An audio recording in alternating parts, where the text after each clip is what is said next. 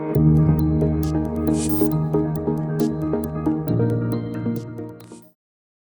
nous voici rendus à notre chronique avec M. Luc-Antoine Malo, notre chroniqueur équipe. Bonjour Luc-Antoine, comment vas-tu? Allô Stéphane, allô tout le monde.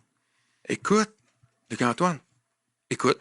Hein? C'est le Écoute. thème? Écoute. Tu veux nous parler de l'écoute aujourd'hui? Oui. C'est drôle, c'est un sujet qu'on a décidé ensemble il y a déjà un mois. Je te disais, il faut parler de l'écoute, c'est trop important. Puis, j'ai été vraiment inspiré par la semaine dernière, toute la chronique, la plénière que vous avez eue, parce que les leaders inspirants aujourd'hui, 4.0, holacratie, on a appris aussi un nouveau mot, armocratie, c'est ça? Oui, c'est ça, exactement. Ça prend de l'écoute pour pouvoir faire ça. On trouve plein de concepts, on élabore plein d'idées.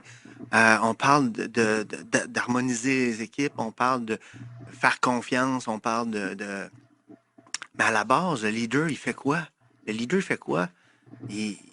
Comment il met ça en place? Tous ces beaux concepts-là. Mais je vais t'avouer que j'aime beaucoup que tu apportes le thème de l'écoute aujourd'hui parce que on le prend un peu pour acquis. Et puis, on aura la chance, après la chronique, de tenir une autre table de discussion parce qu'on a innové la semaine dernière à cet effet.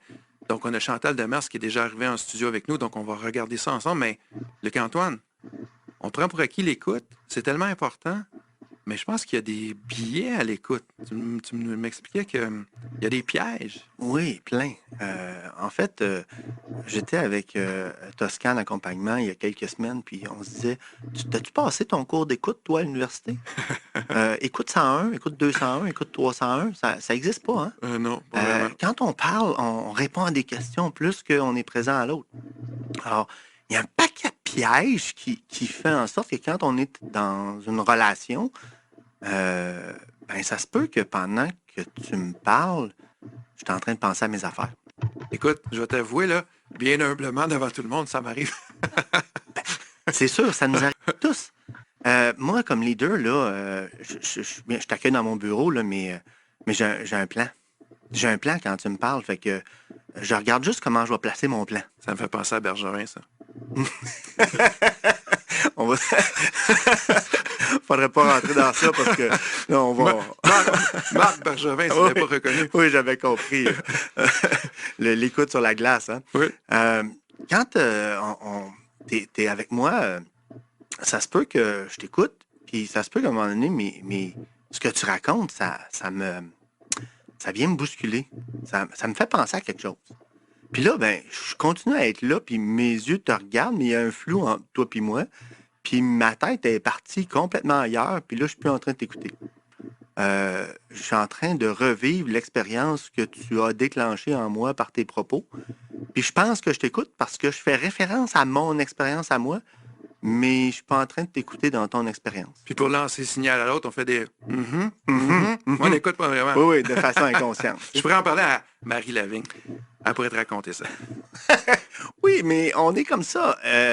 C'est comme ça. En général, on n'a pas appris à arrêter notre hamster, à être juste avec l'autre personne, puis à poser des questions de clarification, puis à s'intéresser, puis à m'assurer de... Quand tu dis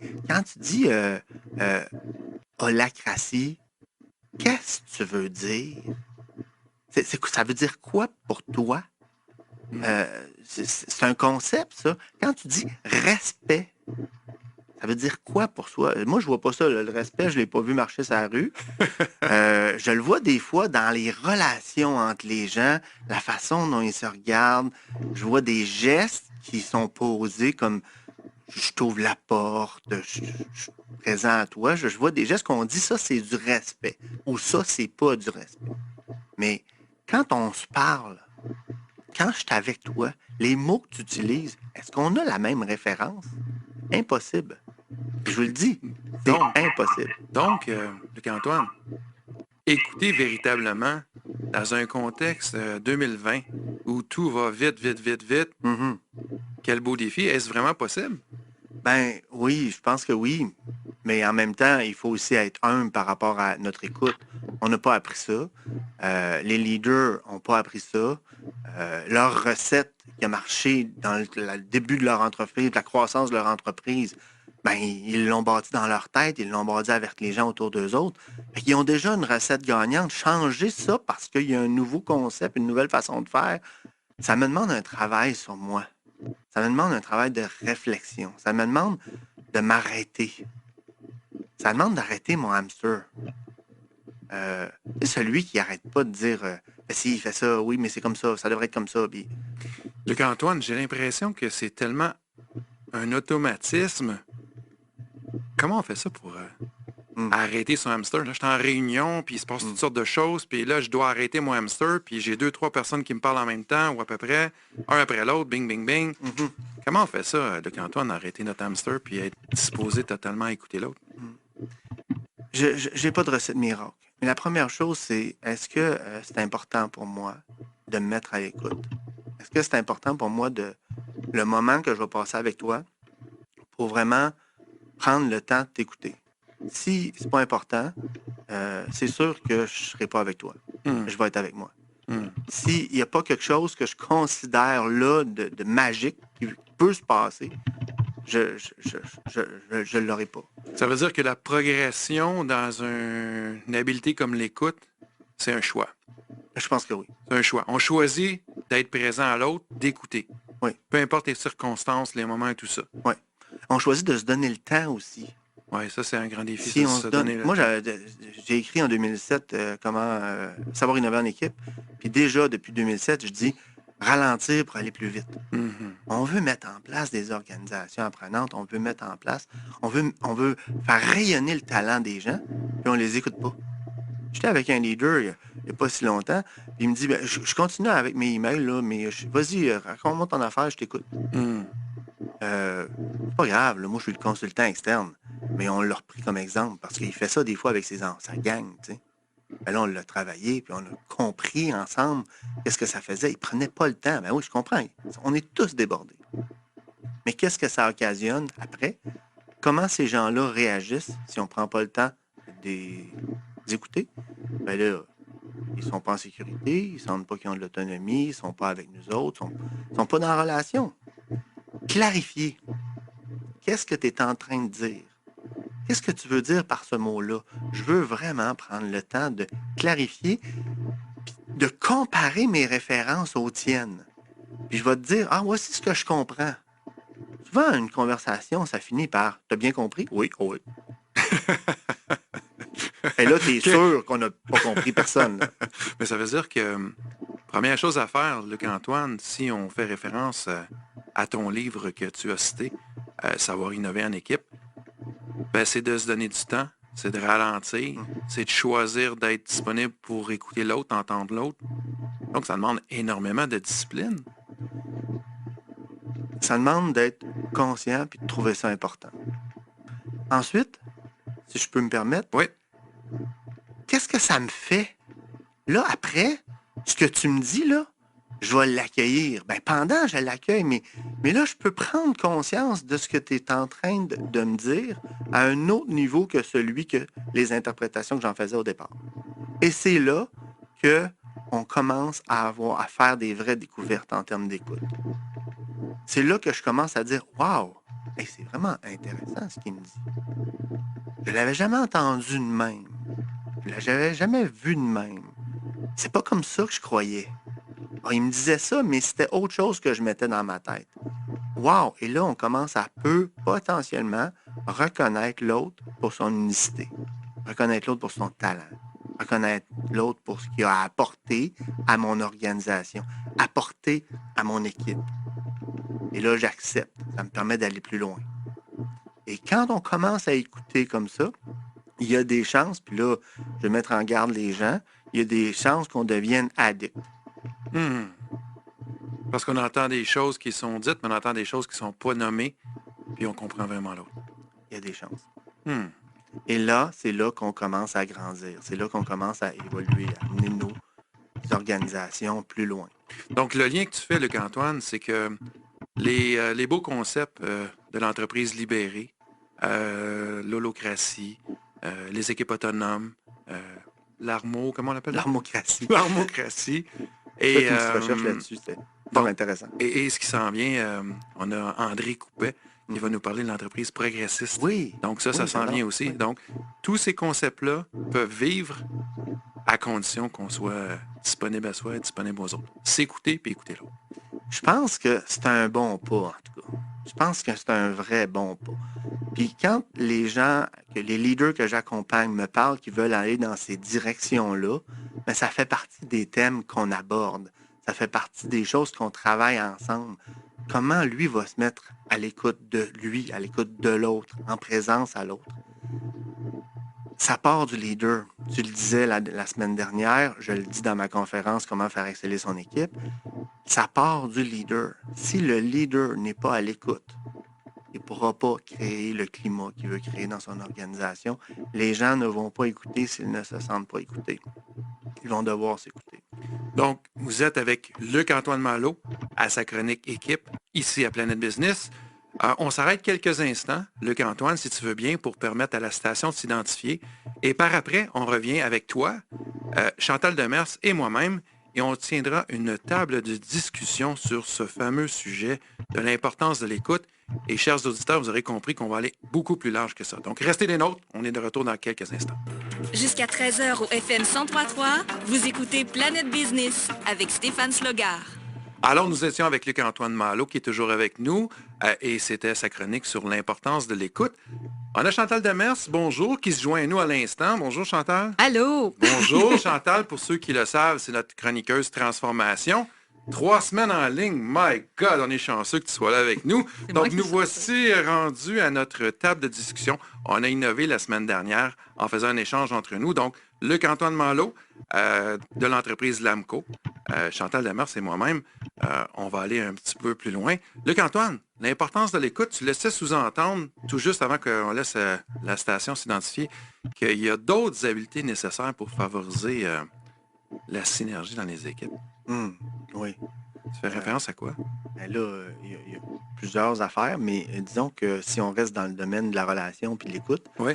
peut-être que la première chose, c'est avant, et ça va avec l'écoute, c'est quoi qui se passe dans les premières minutes de la relation qu'on va établir avec la personne? Comment je peux sécuriser cet espace-là? Prends-tu le temps de t'accueillir? Donc, tout l'accueil puis l'espace de bonjour, on ne commence pas directement dans le sujet, ralentir pour aller plus vite. Je veux que tu sois dans les meilleures dispositions pour me parler de ce qu'il y a de meilleur en toi. Chantal, qu'est-ce que tu en penses? Mais c'est sûr que tout ce qu'a amené Luc-Antoine tout à l'heure dans sa chronique, là, hein, ça m'a fait rouler le hamster. J'essayais de t'écouter sans que mon hamster tourne trop. Puis là, ça m'a fait penser aussi, tu sais, quand on écoute souvent, on le fait, puis des fois, on le fait pour entendre. Pas nécessairement pour comprendre. Fait que là, quand on est en posture de gestion avec une équipe, même avec d'autres collègues, souvent, là, tu sais, on essaie d'influencer les autres, mais on prend même pas le temps de se dire, OK, la personne qui est en face de moi, là, au-delà de ce qu'elle dit, qu'est-ce qu'elle est en train de vivre? Oui. Hein? Tout à fait. D'être conscient de ça, déjà, ça nous met dans une posture qui est complètement différente. Puis je me suis dit, au-delà de s'intéresser à ce qu'on est en train de, soit de mettre ça à la table, des fois en entreprise, on a un problème à régler, on a une situation qui se présente. Fait qu'au lieu de s'attarder au problème lui-même, ben pourquoi on ne s'attarde pas aux personnes autour, justement, puis ce qui amène, puis dans quelle dynamique on est. Puis souvent, là, ça part d'une dynamique, le problème. Donc, si je comprends bien, ce que tu nous dis, c'est si on s'intéresse vraiment à la personne, puis on met notre focus sur cette personne, on augmente nos chances de faire une écoute véritable. Selon moi. Hey, ça, c'est un bel... Écoute, c'est fantastique, Stéphane, l'exemple que tu viens de faire là. Pour les gens qui ne l'auraient peut-être pas entendu, on est en pleine discussion et on a notre ami Siri de iPhone qui s'est manifesté. Donc, on est écouté. Hein? C'est Big ça, Brother, hein? c'est quoi ça me fait penser, live, là? Puis ça m'arrive de même. Vas-y. Pensons, reculons, là. Ça fait combien de temps qu'existe Internet? Avant, là, mettons 30 ans avant, là. Hein, moi, on a eu des grands-parents. Ils faisaient commerce, eux aussi. Il n'y avait pas ça, des ordinateurs, un téléphone cellulaire, puis tout ça. Ça se pourrait-tu? Et puis là, j'ai aucune idée, je n'ai même pas fouillé. Ça se pourrait-tu qu'il y avait une meilleure écoute que nous autres aujourd'hui, qui sommes constamment dérangés par nos téléphones, notre ordinateur, les médias sociaux. Qu'est-ce que tu en penses, le Ma Antoine? réponse, c'est oui. Noui. Oui. J'aime ça. Noui. Ça veut dire non et oui en même temps. Oui, c'est ça. Pourquoi? Ben, parce que c'est facile, les concepts, facile, les idées, c'est facile, la problématique. C'est quelque chose qu'on met au cœur de la table. Mais s'ouvrir, être présent à soi, être présent à l'autre dans la relation. Comme je l'ai dit, mes grands-parents, ils n'ont pas fait ça non plus, là. Dans ce temps-là, il y avait des principes religieux, il y avait d'autres principes qui venaient gérer notre vie. C'est pas sûr qu'on était plus présent à l'autre qu'on l'est aujourd'hui. Je suis pas sûr de ça. Donc, il y aurait d'autres billets à ce moment-là. D'autres billets. C'est un peu le lot d'être humain, hein, je pense. Fais du pouce sur ce que tu disais, Chantal. On met la problématique au cœur de la table, puis là, on regarde la problématique, puis on cherche des solutions. J'étais avec un groupe cette semaine, puis c'était comme si tout le monde y allait de sa meilleure idée. Tout le monde allait de sa meilleure idée, et effectivement, l'enjeu était collectif. On parlait d'optimisation de réunion. Tout le monde était dans on devrait faire ci, on devrait faire ça, on devrait faire ça, mais le collectif, c'était comme une passoire. Et l'image que j'avais, je dis, on va tout mettre un liquide dedans pour trouver la solution, mais ça va tout couler de toute façon à terre parce que ça ne restera pas. Le ciment de l'écoute, le ciment de la présence à l'autre, le ciment de l'équipe, le ciment de la relation n'est pas là. Il y a un paquet de croyances qui sont manifestées, qui sont plus importantes que je pense qu'est l'équipe et la relation que je dois développer avec ma gang. Le ciment n'était pas pris, là. Fait que la confiance entre les membres de l'équipe n'est pas là. Exact. Un autre élément. Exact. Donc, si je comprends bien, quand on descend ensemble sur un sujet, puis qu'on est tous dans nos réflexions respectives, comment on peut s'entendre? Comment on peut arriver à quelque chose? Bien souvent, on ne s'entend pas. C'est pour ça qu'on dit que le changement est difficile. Parce qu'on fait des changements de niveau 1 en surface. On fait des changements cosmétiques. Tu sais, quand tu te mets une ligne de crayon sur les yeux, quand il pleut, ça part. Il y a du waterproof. Oui, il y a du waterproof. Ça dure un peu plus longtemps. Tu sais. Je pense que t'embarques sur un terrain glissant, mon ami. Non, mais... Attends un petit peu. Chantal, qu'est-ce que t'en penses? Non, regarde, t'as vu, j'en ai pas. Il est correct.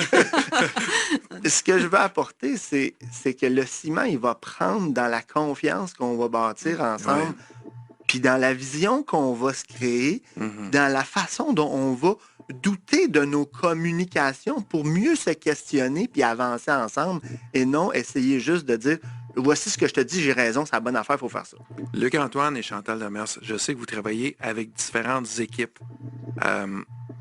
Est-ce que vous donnez des règles du jeu d'une saine communication pour favoriser l'écoute?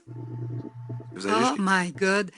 Le pire, là, pensons là, au célèbre psychologue américain, c'est Carl Rogers. Oui. Qui, à l'époque, là, puis là, il a vécu quoi, de 1902 à 1985, quelque chose du genre. Ouais, quelque chose comme ça. C'est lui qui a développé la technique de communication de l'écoute active. C'est pas un nouveau principe. C'est qu'on pense, puis tu l'as dit d'entrée de jeu tantôt, là, au début de la chronique de Luc-Antoine, tu sais, on pense qu'on écoute bien, alors que dans les faits, on n'écoute pas bien. Puis de tout ça découle le reste. On a beau se dire qu'il y a d'autres règles à mettre en place. À la base, la plus importante, puis Luc-Antoine, je pense que c'est pour ça que tu l'as amené aujourd'hui, à la base, s'il n'y a pas une vraie écoute sincère, sentie, avoir le goût de réellement comprendre l'autre, le reste ne sert à rien. Personnellement, là, je l'ai vécu à plusieurs reprises, puis tu sais, moi-même, au-delà d'être un gestionnaire, je suis un humain et une employée dans les organisations. Puis pour l'avoir vécu à de nombreuses reprises, si à la base, il n'y a pas d'écoute, puis il n'y a pas de confiance, tu as beau mettre toutes les autres règles que tu veux en place, elles ne vivront pas. Mais ce qui apparaît évident, c'est que c'est un choix personnel, c'est une attitude personnelle, et si chacun fait ça, ça va bien, mais je reviens à ma question. On est en équipe, on est 10, 12, 15, 20 personnes, on a à discuter, échanger ensemble. Est-ce qu'on se donne des règles du jeu de communication ou pas? Oui. Ça part du leader. La première chose, c'est que ça part du leader. Si le leader ne fait pas preuve d'une écoute, ben, toutes les règles qui vont être appliquées vont être en lien avec les comportements qu'il va manifester, pas en lien avec les règles. parce que les gens vont s'adapter à lui pour aller chercher leur sécurité puis leur... Une fois que le leader travaille sur son écoute de façon honnête, fait un réel effort pour écouter, être présent à l'autre, il va faire des erreurs plein de fois. Il est capable de le nommer, il le voit, il accueille les feedbacks. On commence à avoir quelque chose. Là, on peut, si on veut, si on en ressent le besoin, établir certaines règles entre nous pour faciliter notre mode de fonctionnement. Comme le droit à l'erreur. Tu viens de Comme le dire. droit à l'erreur. Comme quand tu as une idée qui est une solution rapide, on la nomme, on la met de côté ou on la retient ou on attend qu'il y ait quelque chose de plus grand qui se passe. Je prends le temps, je parle à partir de moi. Je parle à partir du jeu. De mon jeu. Ouais. Je parle à partir de ce que moi, ce qui se passe. Il y a plein de... Je vais attendre que tu aies fini avant de parler. On peut les nommer, mais si le leader ne le fait pas, puis si le leader n'est pas à l'écoute, ça va tomber. Et si on a un leader ou une leader à l'écoute, là, justement, puis qui me disent, ben écoute, Luc-Antoine Malo, Chantal Demers, Stéphane Slagard, c'est bien beau vos affaires, mais comment je fais ça? As-tu une idée? Je me suis posé la question quand je t'écoutais tout à l'heure, lors de ta chronique. Puis Luc-Antoine l'a mentionné plusieurs fois. Puis ça fait soft, hein, dire que ça part du leader. Parce que là, on est en organisation. Assez Ça part exigeant du pour le leader aussi. Hein. Ben, c'est sûr que le leader a besoin d'une bonne psychothérapie. C'est plus dur que moi. Non, Il y a mais des outils plus simples on que fait ça. des blagues. Ben oui, on fait des blagues. Mais tu sais, dans nos relations personnelles, à la maison. Oui. Tu sais, moi, j'ai une adolescente. Je ne veux pas rentrer là-dedans, mais souvent, là, tu sais, nos travers ressortent dans nos relations personnelles. Puis moi, ça me fait poser bien des questions quand je suis à la maison. Alors, vas-y, Moi, je Luc-Antoine. travaille avec des leaders qui ont de la difficulté à communiquer.